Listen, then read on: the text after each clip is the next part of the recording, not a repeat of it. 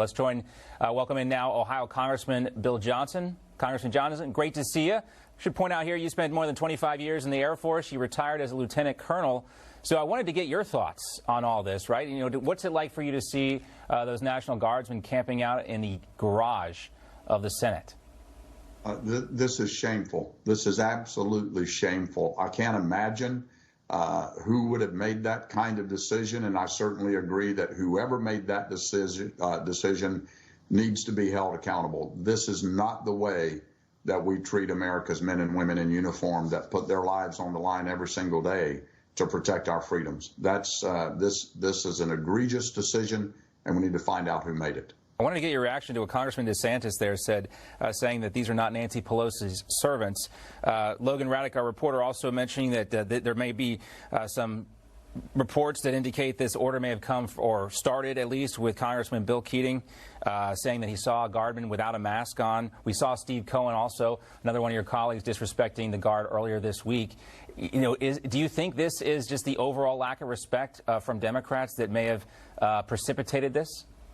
Well, you know, just hours after President Biden signed an executive order with his mask mandate in federal facilities, I think he was caught without a mask on. Yes, right? Indeed. So, I mean, are we going to ask him to go, he and his family, to go stay in the garage of the White House? Look, and that's an absurd question. It's a rhetorical question. I know we're not going to do that, but this is just outrageous that this has happened. And I certainly agree with what Governor DeSantis and Governor Abbott did from Texas. If I was the Ohio governor, I'd be calling my troops home too. They would not be treated like this, not if I had any say-so in it. Yeah, a rough week for those guardsmen, and hopefully they all get home soon, and that's what we'd like to see. Let's talk about the impeachment push now. Mitch McConnell says President Trump's impeachment trial should start sometime next week. This will allow the legal team more time to prepare, but it also seems like it might give some Republicans more time to rethink their support for impeachment. Others have speculated that Senator McConnell is backing impeachment in hopes of saving the filibuster and the Senate's cloture vote. What do you think about that?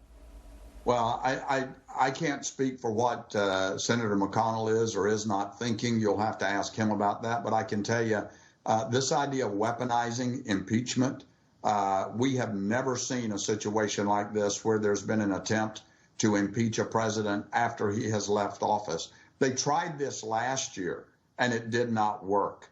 And now they're going after now former President Trump again. This is not the right way to go about uniting our country. Joe Biden stood on the platform on Inauguration Day and preached a message of unity. If he really means that, then he and Pelosi and Schumer should call on the House and the Senate to stand down on this effort. It's not the right way to go about unifying our country. 74+ million people voted for Donald Trump, and they feel disenfranchised. This is going to be a further slap in their face. It's not the right way to go. Yeah. So the impeachment is one thing that's obviously going to take up a lot of time there on the Hill. Also, you heard you heard Kevin McCarthy yesterday talking about a bipartisan commission to look into the breach of the Capitol. You know, I don't hear a lot of talk about actually getting the people's business done. Obviously, that has to be looked at. But, I mean, we got the pandemic raging. People were promised those checks from Joe Biden and Democrats. You know, there's a lot of things that need to be focused on here. And if we're going to be spending a lot of time on those two things, how can we get the other work done? Oh, you're absolutely right. I mean, there's no wonder that Americans no longer trust elected officials in Washington because this is all they see. We should be going about the people's business. And that's what we were hired to do. That's what I want to do.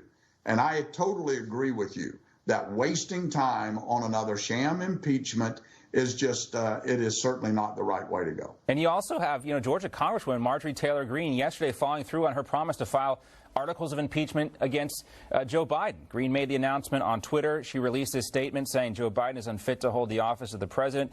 His pattern of abuse of power as President Obama's vice president is lengthy and disturbing. President Biden residing in the White House is a threat to national security, and he must be immediately impeached. You know, is this a worthy use of our time here?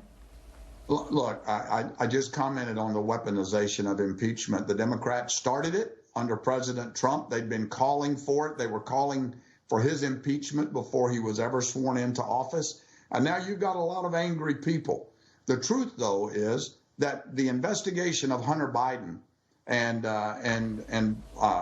former Vice President, now President Biden's participation in this exchange of funds with the Chinese, that's all still under investigation. Yeah. And we need to let that play out. There may come a time when there is evidence of wrongdoing that we need to focus on. But we need to right now focus on doing what the American people have called us to do and get back to taking care of their needs and concerns and try to unify this nation. I certainly understand the anger, but I want to let the investigation play out so that if it comes to that, we make an informed decision and a decision that can be supported with evidence. Yeah, there's still a lot of reports that Hunter Biden is under investigation now by the Department of Justice, maybe the FBI. Perhaps best to leave those investigations to those folks for the time being. And you guys can get back to the work of the people, as you indicated. Congressman Johnson, we appreciate your time and, of course, your service to our country and the Air Force. Thanks so much, sir. Thank you very much. Have a great day. All right, we'll have more on Congress.